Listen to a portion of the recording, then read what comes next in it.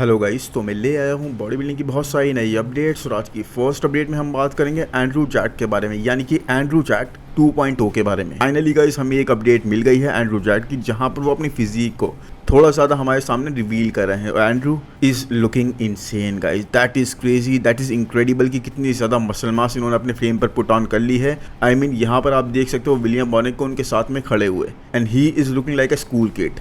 Yes guys, इतने ज़्यादा massive, इतने ज़्यादा जाइगेंटिक यहाँ पर एंड्रू जैक्ट लग रहे हैं कि विलियम बॉनेट उनके सामने गाइस एक नैटी लग रहे हैं। आप समझ सकते हो इस बात से गाइस। तो एंड्रू जैक्ट पूरे टाइम खामोश रहे, पूरे टाइम उन्होंने किसी कंट्रोवर्सी में ना पड़ते हुए अपना होमवर्क करा, एंड अब उनकी फिजिक बात कर रही है गाइस। ये सारी टाइम उन्होंने इंप्रूवमेंट्स को दिया और अब उनकी फिजिक बात कर रही है, उनके बारे में खुद बता रही है कि how much effort have been put in. तो यही है गाइस, फिजिक पूरी तरह तो इन्होंने हमें यहाँ नहीं दिखाई, बट मैन ओ मैन कितने ज़्यादा जाइगेंटिक ये लग रहे हैं। पूरे मार्कस रॉल वाली वाइब दे रहे हैं यहाँ पर। इतनी ज़्यादा मसल मास इनके फ्रेम पर लग रही है, वो थिकनेस पता लग रही है जो इनके फ्रेम पर हम चाहते थे हमेशा से। एंड्रू इस थिकनेस के साथ गाइस एक रियल हेडेक बन सकते हैं डायरेक्ट के लिए, सैमसन के लिए, निक के लिए और हार्डी के लिए मिस्टर ओलंपिया में। डेफिनेटली यहाँ पर ऐसा लग रहा है एंड्रू को देखकर कम से कम 6 से 7 पाउंड्स मसल मास इन्होंने अपने फ्रेम पर ऐड कर ली है, जो कि पूरी प्रॉपर लीन मसल मास है गाइस। फर्स्ट टाइम इन्होंने ऑफ सीजन लिया। इससे पहले एक लंबे पीरियड तक, आई थिंक 2 या 2.5 साल से, जब से ये प्रो बने हैं तब से ये कम्पीट करते आ रहे हैं, कोई भी ऑफ सीजन इन्होंने नहीं लिया। उसके बाद भी गाइस 1 से 1.5 महीने का जो गैप इनको मिलता था किसी भी शो के बीच में, वहां पर भी इंप्रूवमेंट्स दिखाते थे। बट इस टाइम इनको पूरा प्रॉपर टाइम मिला एक ऑफ सीजन लेने का, एक लॉन्ग ऑफ सीजन लेने का। आई थिंक यहाँ पे इन्होंने 6 से 7 महीने इस ऑफ सीजन में लगाए हैं, और इनकी फिजिक अब उस तरह के रिजल्ट्स बता रही है कि कितना ज़्यादा बेनिफिट है एक ऑफ सीजन लेने का, प्रॉपरली प्लान्ड ऑफ सीजन लेने का। और एंड्रू जैक्ट की एज इस वक्त 39 ईयर्स है गाइस, बट इस चीज़ से यहाँ पर इनको इतना फर्क नहीं पड़ेगा, बिकॉज इस स्पोर्ट में professionally he is been for like 3 to 4 years only. उससे पहले ये ट्रेन नहीं कर रहे थे इस तरीके से, ना इतना कुछ गियर वगैरह यूज़ कर रहे थे। तो प्रोफेशनली जब से आए तब से इन्होंने चीज़ों को यूज़ करना स्टार्ट करा है, तब से ही एवरीथिंग गॉट एक्टिवेटेड। तो इतना ज़्यादा टाइम नहीं हुआ इनके मसल्स को पिटते हुए। वो पोटेंशियल अभी तक पूरी तरह से रियलाइज नहीं हुआ है, जिसको ये अभी भी रियलाइज कर सकते हैं। तो that is a very good thing going for Andrew jacked. जबकि साथ में अगर हम सैमसन को भी देखें तो सेम ही एज के हैं वो भी, लेकिन he has been competing for years. उनको काफी लंबा टाइम हो गया कंपीट करते हुए ऑन अ प्रोफेशनल लेवल, और इसीलिए उनकी फिजिक अभी इस तरह से रिस्पॉन्ड नहीं करेगी। बट आप एट द सेम टाइम जानते हो सैमसन भी कितनी जबरदस्त इंप्रूवमेंट्स हमें हर एक शॉर्ट पीरियड में दिखा देते हैं। तो अगर उनकी फिजिक ही नहीं रुकी उस तरह से इंप्रूवमेंट्स करने से, तो एंड्रू तो man he is totally new to all these things. Anyways आप यहाँ पर देख सकते हो इनके आर्म्स का साइज कितनी ज़्यादा राउंडनेस, कितनी ज़्यादा फुलनेस कैरी करता हुआ दिख रहा है। और उससे ऊपर गाइस इनके डेल्ट्स, मैन इनके साइड डेल्ट्स ऐसा लग रहा है पूरा कैप किसी के हेड जितना इनका डेल्ट बन रहा है। इतनी ज़्यादा मसल मास इनके डेल्ट्स पर लग रही है, इतनी ज़्यादा राउंडनेस, फुलनेस, वो बबलीनेस पता लग रही है, निकल के आ रही है सेपरेशन के साथ। टोटली गाइस मेन एरियाज को ये हाइड कर रहे हैं, अपने चेस्ट को भी इन्होंने नहीं दिखाया, जबकि हम चेस्ट को देख सकते हैं कितना ज़्यादा इनका पीकियर साइड पे लग रहा है उसके बाद भी। लेकिन बैक वगैरह को, अपनी हैमस्ट्रिंग को, जो इनके लैकिंग एरियाज थे जहाँ पर इंप्रूवमेंट्स के लिए इनको बोला गया था और जो मेन रीजन था इनके ऑफ सीजन लेने का, उनको अभी तक इन्होंने रिवील नहीं करा है। But he is going to be one scary guy on the stage guys, totally. अब कई सारे प्रोस और कई सारे लेजेंड्स ने जो इनसे ऑलरेडी मिल चुके हैं, उन्होंने ये बोला है कि एंड्रू जैक्ट इन पर्सन इतने ह्यूज लगते हैं जिसका आइडिया हम नहीं लगा सकते। मतलब पिक्स और वीडियोस जस्टिफाई नहीं करते इनके फिजिक को, इनके मसल मास को, इनके साइज को, जो एक्चुअल में ये कैरी करते हैं। And I totally agree with that, क्योंकि अगर आप देखो, अगर आप इंडिविजुअली इनको देखते हैं आपको वो डिफरेंस पता नहीं लगता। बट विलियम बॉनेट को आप जानते हो, आप उनको साथ में खड़े हुए देख रहे हो, तब आप ये डिफरेंस के बारे में बात कर सकते हो कि how huge he is looking. I mean front poses आप जानते हो इनकी ऑलरेडी स्ट्रेंथ है। फ्रंट लेग स्प्रेड ले लो, फ्रंट डबल बाइसेप ले लो, या फिर एब्स एंड थाइज ले लो, वहां पर कितने ज्यादा एस्थेटिक ये लगते हैं, कितने ज्यादा शार्प लगते हैं, बिल्कुल ही स्कल्प्टेड लगते हैं। तो वहां पर तो इनकी स्ट्रेंथ है। बाकी अपनी बैक को अगर चलो उस लेवल पर भी इन्होंने ब्रिंग अप नहीं करा अभी भी, क्योंकि अभी भी आई थिंक और टाइम इनको चाहिए होगा। लेकिन अगर उसके बाद इन्होंने काफी ब्रिंग अप कर लिया तो उस चीज से भी इनको बहुत ज्यादा एडवांटेज जाएगा गाइस, क्योंकि फ्रंट पोजिस में काफी अच्छे से विक्ट्री पा सकते हैं। ये 3 पोजिस इनके टोटली अनबीटेबल टाइप हैं। और उसके बाद बैक पोजिस में जो इनका डिफरेंस उसकी मार्जिन को अगर इन्होंने डिक्रीज कर दिया, कम कर दिया, तो it is going to be a really great year for him. I mean totally guys मैं समझता हूँ कि ये साल सैमसन या एंड्रू का ईयर हो सकता है। एंड मैं ये नहीं बोलता कि ये दोनों में से कोई जीत जाएगा, हो सकता है ये भी हो जाए। लेकिन अगर ये दोनों में से कोई नहीं भी जीतता ना गाइस, तब भी ये दोनों एक टॉक ऑफ द टाउन बन सकते हैं जीतने के लिए आने वाले साल में, क्योंकि दोनों ही क्रेजी लेवल की इंप्रूवमेंट्स दिखा रहे हैं। दोनों की फिजिक इंक्रेडिबल पोटेंशियल कैरी करती है, वो एस्थेटिक्स, वो शेप जो कि आज की डिमांड है वो भी कैरी करती है, और इंप्रूवमेंट्स टोटली करते ही जा रहे हैं विदाउट इवन स्टॉपिंग। और अगर दुबई प्रो में यहाँ पर एंड्रू जैक्ट compete करते तो एक बहुत ही ज़बरदस्त मुकाबला हमें नेक्सजिला और एंड्रू जैट के बीच में देखने को मिलता, जो कि आई don't know why he is not competing, he is looking already in shape. 2 weeks अभी भी उस शो के अंदर, तो हो सकता है एकदम टाइम पर ही अनाउंस कर दें कि मैं कम्पीट करूंगा, बट इनको करना चाहिए मैन, क्योंकि एक $100,000 का चेक इनके नाम हो जाएगा और आई डोंट थिंक इनके लिए कोई इतनी बड़ी थ्रेट वहां पे बन सकता है जो कि अब के लाइनअप है। Anyways Andrew Jacked is the dark horse of the Olympia. Yes, इसमें कोई डाउट नहीं है। जिस तरह की इंप्रूवमेंट्स ये दिखा रहे हैं, जिस तरह का साइज ये दिखा रहे हैं, स्पेशली विथ के साथ, he is going to be one hell of a force to reckon with. Anyways आप बताओ एंड्रू जैट की फिजिक आपको कैसी लगी? एक प्रॉपर फिजिक अपडेट हमें मिल जाती है ना, जहाँ पे हम इनकी फिजिक को उस तरह से देख पाते हैं बिना किसी क्लोथ्स के, बिना जहाँ पर इनकी फिजिक को हम उस तरह से देख पाते हैं बिना इस वेस्ट के, तो मजा आ जाता। एनीवेज अब चलते हैं नेक्स्ट अपडेट पर, जो कि है बिग रैमी की। एंड फाइनली गाइस हमें एक बिग रैमी की अपडेट मिल गई है, यस, जिसको हम अपडेट बोल सकते हैं, जहाँ पर वो किसी कमर्शियल में वर्क नहीं कर रहा है। एनीवेज यहाँ पर वो एक्सरसाइज करते हुए हमें दिखाई दिए एंड एवरीवन वाज लाइक कि बिग रैमी बहुत स्मॉलर साइड पे लग रहे हैं, उनके मसल मास बहुत ज़्यादा गिर गई है, वो बिल्कुल नैटी लग रहे हैं। ऐसी ऐसी बातें लोगों ने इनके बारे में करी। अब इनके आर्म्स को भी बोला गया कि बहुत ज़्यादा स्मॉलर साइड पे लग रहे हैं। अब इस बारे में एक पॉज लूँगा गाइस और आपको बोलूँगा सोचो और इस बारे में कमेंट करो, इससे पहले कि मैं आगे की बात करूँ, कि आपको भी लगता है बिग रैमी यहाँ पर स्मॉलर साइड पे लग रहे हैं? एनीवेज अब मैं अपनी अगर ओपिनियन आपको यहाँ बताऊंगा तो यहाँ पर कई सारे फैक्टर्स हैं जो प्ले में आ रहे हैं मेरे हिसाब से। तो अगर उसके बारे में बात करूँ, एक ओवरसाइज टी शर्ट के पहने में, जो कि इनको टाइट आ रहा है, बट उसके बाद भी आप देख सकते हो ओवरसाइज टी शर्ट है, जिस तरह से उनके आर्म वगैरह को कवर कर रहा है प्रॉपर्ली और हैंग कर रहा है उस हिसाब से। उसके बाद गाइस डिफरेंट एंगल्स यहाँ पर प्ले कर रहे हैं। एक कोई एंगल ऐसा नहीं है यहाँ पर बिग रैमी पर पूरी तरीके से फोकस करा जा रहा है, बल्कि दूसरे सभी एस्पेक्ट्स पर भी फोकस करा जा रहा है। फॉर एग्जाम्पल यहाँ पर मशीन पर ज़्यादा फोकस करा जा रहा है, उनके ट्रेन करने के वे पे ज़्यादा फोकस करा जा रहा है, तो ये सारी चीज़ें भी प्ले में आ रही हैं। ऑल्सो इनके आर्म्स कभी भी इस तरह से बिगर साइड पर नहीं थे गाइस रिसेंट ईयर्स में। आप जानते हो मसल एट्रोफी के बाद इनके आर्म्स कभी भी उस तरीके से बिगर साइड पर नहीं लगे। यहाँ पर तो एक टी शर्ट के ओवरसाइज होने की वजह से आर्म उस तरह से विजिबल भी नहीं है। तो ये सारी चीज़ें प्ले कर रही हैं। आई थिंक यस, इसके बाद भी मैं डिसएग्री नहीं करूँगा कि बिग रैमी थोड़े से माइनर से डाउन साइज लग रहे हैं, बट ऐसा कोई ह्यूज डाउन साइज वाली चीज़ मुझे अभी तक तो नहीं लग रही इस वीडियो के अंदर। आर्म्स पर यस हम कह सकते हैं कि ट्राइसेप्स थोड़ी और ज़्यादा मेल्टेड लग रही हैं, but other than that he is bigger in the other areas. But उसके साथ में गाइस ये भी है कि ऑफ गियर है, ऐसा भी हो सकता है, बिकॉज अभी इनका कोई प्लान नहीं है इस साल कंपीट करने का, ना ही इन्होंने रिवील करा है, ना ही उस तरह से ये लग रहे हैं। तो ऑफ गियर होने की वजह से थोड़ा सा बिल्कुल आपके मसल्स जब फ्लैट साइड पे हो जाते हैं उस तरह से लगने लग जाते हैं। ऐसा भी है कि साथ में he is enjoying his life guys, मतलब ऐसा लग रहा है कि अपनी लाइफ को इस वक्त एंजॉय कर रहे हैं, खुश हैं बहुत ज़्यादा जिस तरह से इनके प्रोग्रेस हो रही है, जिस तरह से चल रहे हैं लाइफ को लेके, कमर्शियल्स वगैरह कर रहे हैं और इतना ज़्यादा अपनी बॉडी को ना एक टोल वगैरह नहीं दे रहे हैं, उतना ज़्यादा न्यूज़ में नहीं आ रहे हैं। But this is certain guys कि बिग रैमी इस साल कम्पीट नहीं करने वाले हैं। स्लाइटली डाउन साइज डेफिनेटली हैं, बट ऐसा कोई ह्यूज डिफरेंस नहीं है जैसे लोग बोल रहे हैं।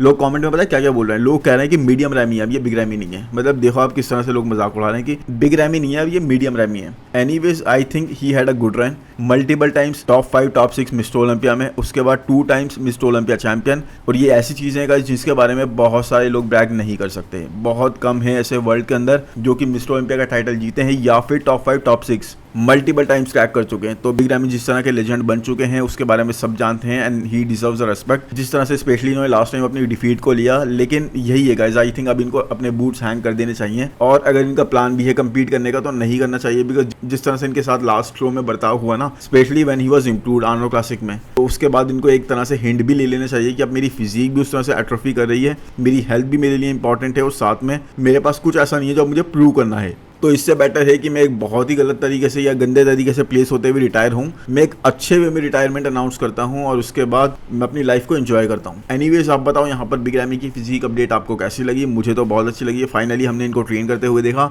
And he looked happy guys, मतलब इनके फेस से पता लगता है ही इज हैप्पी। अब चलते हैं नेक्स्ट अपडेट पे गाइस, जो है बहरूज तबानी के। एंड बहरूज तबानी ने फाइनली अपनी कुछ फिजिक अपडेट हमें अपने लास्ट शो के बाद प्रेजेंट करी है एंड यहाँ पर ये है more than 2 weeks out of Dubai pro and यहाँ पर ये काफ़ी सारी यूनिक टाइप ऑफ फिजिक से बैटल करने वाले हैं। मतलब आप जानते हो नाथन डियाशा वहाँ पे compete कर रहे हैं जिनका फ्लो बहुत ही डिफरेंट है, लेकिन मसल मैच्योरिटी और मसल हार्डनेस अमेजिंग लाते हैं। प्लस दूसरे होगा विलियम बॉनेक जो कि बहुत ही टेन्योर्ड एथलीट हैं, मसल एट्रोफी से इस वक्त ग्रस्त हैं, बहुत ज़्यादा मसल एट्रोफी उनकी पता लग रही है। उसके बाद भी he is bringing incredible conditioning with down size muscle mass. उसके बाद तीसरे हैं यहाँ पर नेक्सजिला मैन, इनके बारे में तो खैर मैं अभी बात करूँगा आगे नेक्स्ट अपडेट के अंदर, लेकिन वो एक इनके लिए थ्रेट हो सकते हैं। लेकिन जिस तरह की कंडीशनिंग, जिस तरह के फील्ड ये कंसिस्टेंटली आ रहा है ना, that says a lot about him कि किस तरह के एथलीट है ये। मतलब एक जो एबिलिटी है बहरूज की पील लाने की, दैट इज जस्ट लाइक हार्डी चूबन, मुझे हार्डी की याद दिला देती है और बहुत सारे लोग इस बारे में यही बोलते हैं। द मसल हार्डनेस और फाइबर्स जिस तरह के रिवील करते हैं वो हार्डी चुपन की तरह ही है।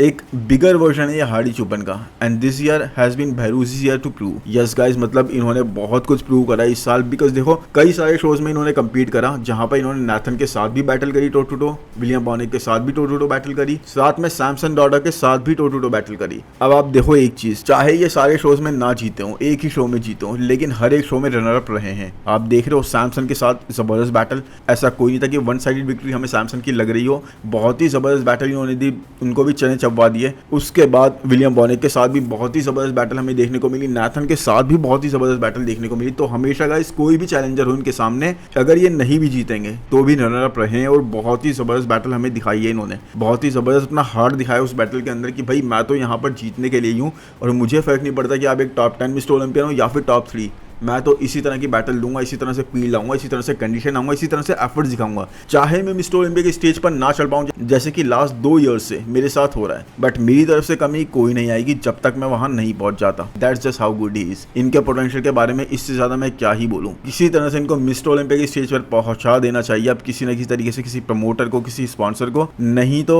ये क्रेजी पोटेंशियल हम लोग वेस्ट कर रहे हैं गाइस, हम लोग स्टेज पर नहीं देख पा रहे हैं। मतलब जिस तरह से टो टू टो बैटल कर रहे हैं ना हर किसी के साथ, डेफिनेटली इस बारे में मुझे कोई डाउट नहीं है, एक टॉप 8 प्लेसर मिस्टर ओलंपिया के ये हैं अभी ही। अगर इनको मिस्टर ओलंपिया के स्टेज पे पहुंचा दिया जाए, टॉप 8 ये इजीली क्रैक कर देंगे, इसमें कोई दिक्कत नहीं आएगी, चाहे ये इनका डेब्यू ईयर ही क्यों ना हो मिस्टर ओलंपिया के स्टेज पर। बाकी हम लोगों को आई थिंक ऑनेस्ट हो जाना चाहिए और होप करनी बंद कर देनी चाहिए कि भाई किसी तरह से पहुंच जाए, कोई इनकी मदद कर दे, और पॉजिटिव हो गए, ऑनेस्ट होकर सोचें अगर तो इस बारे में गाइस, आई थिंक इनको कोई अमेरिका का स्पॉन्सर चाहिए जो कि इनकी मदद कर सके, बिकॉज हैनी रैम्बोर्ट की जो कंपनी है इवोजन, वो हार्डी चुपन की काफी हेल्प करती है एज ए स्पॉन्सर उनको अमेरिका ब्रिंगिंग करने में, और इसी वजह से हार्डी आ पाते हैं, नहीं तो उनके लिए भी काफी दिक्कतें आ जाएं। और यही ऐसी कुछ चीज इनको भी करनी चाहिए, इनके साथ भी कोई अमेरिका का अगर स्पॉन्सर मिल जाएगा तो इनकी काफी मदद हो जाएगी यहाँ पहुंचने में। आई थिंक हार्डी को ही इनकी मदद करनी चाहिए, अगर कोई और स्पॉन्सर मदद नहीं कर रहा, कि हार्डी इवोजन में इनको ज्वाइन करवा दें किसी तरीके से हैनी रैम्बोर्ट से बात करके, और फिर इनके रास्ते बहुत ईजिली ओपन हो जाएंगे मिस्टर ओलंपिया के स्टेज तक पहुंचने पर। और जिस तरह का ब्रदरहुड दिखाते हैं ना ईरान के लोग, तो आई थिंक ये पॉसिबल है कि हार्डी ऐसा कर भी दें इन फ्यूचर्स। बट मैं रियली चाहता हूँ कि भाई किसी तरीके से मिस्टर ओलंपिया के स्टेज पर पहुंच जाए।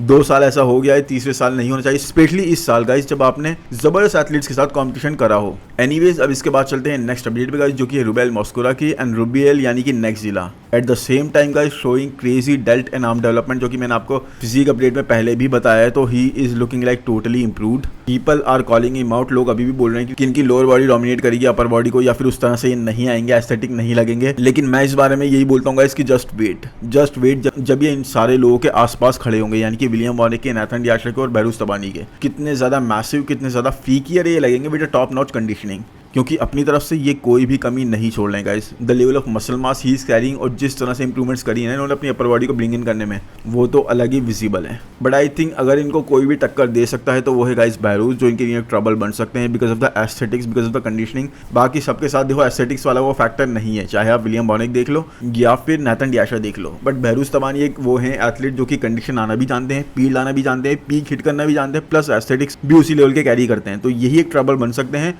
इसके अलावा मुझे नहीं लगता कोई और ऐसा ट्रबल बन पाएंगे। लेकिन हाँ, बेरूस तबानी की जो वीकनेस है, एक तरह से उनके कॉर्ड्स देखो उन्होंने ब्रिंगअप तो करी है, लेकिन अभी भी उस तरह से ब्रिंगअप नहीं हुई जैसे रुबियल के सामने वो एक्सपोज होंगी, तो वहीं पर आकर रुबियल उनको पकड़ सकते हैं। बाकी एनीवेज ये एक बहुत अच्छा मैचअप जाएगा, देखने में मजा आएगा man, because this man is a weapon. ये बहुत ही जबरदस्त फोर्स है डील करने के लिए, किसी के लिए भी एक भयंकर मुकाबला ये खड़ा कर सकते हैं। एनीवेज, अब चलते हैं नेक्स्ट अपडेट पे गाइस, जो कि है क्रीजो की, यानी कि माइकल क्रीजो की। और माइकल क्रीजो हमें देखो इस अपडेट के अंदर दिखाई दिया अपने डेल्ट्स को ट्रेन करते हुए, साइड डेल्ट्स को, साइड लैटरल्स हिट करते हुए।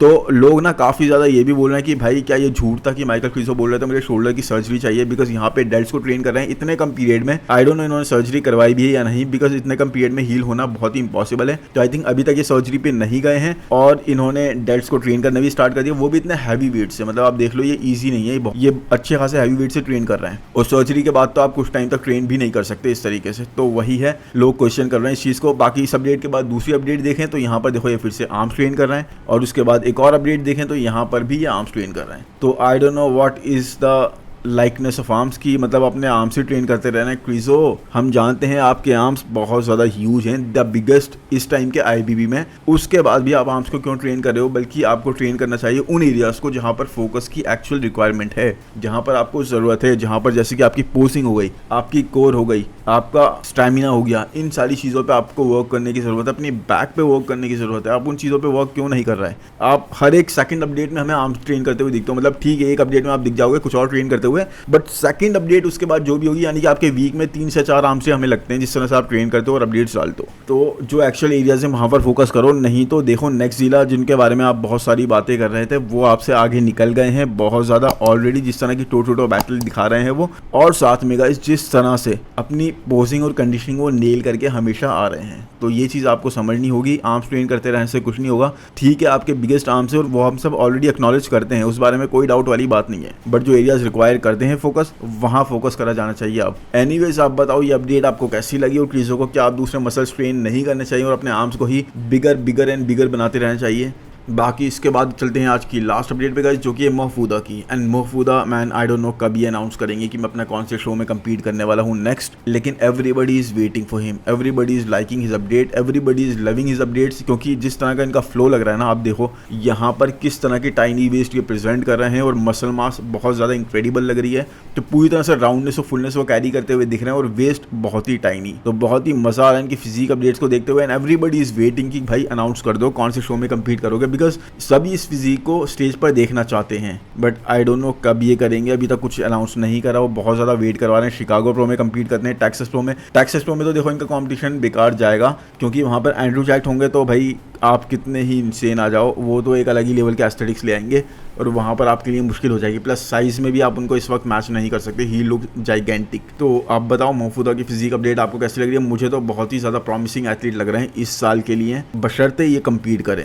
एनीवेज गाइज आज के वीडियो में इतना ही। कमेंट सेक्शन में ज़रूर बताओ ये अपडेट्स आपको कैसी लगी और आप किसकी अपडेट मुझे कवर करते हुए देखना चाहते हो। वीडियो को जल्दी से लाइक कर दो, ज़्यादा से ज़्यादा लाइक करो गाइज, चैनल को सब्सक्राइब करो, नोटिफिकेशन बेल को दबाना मत भूलो। मिलते हैं नेक्स्ट वीडियो में। Thank you, bye bye.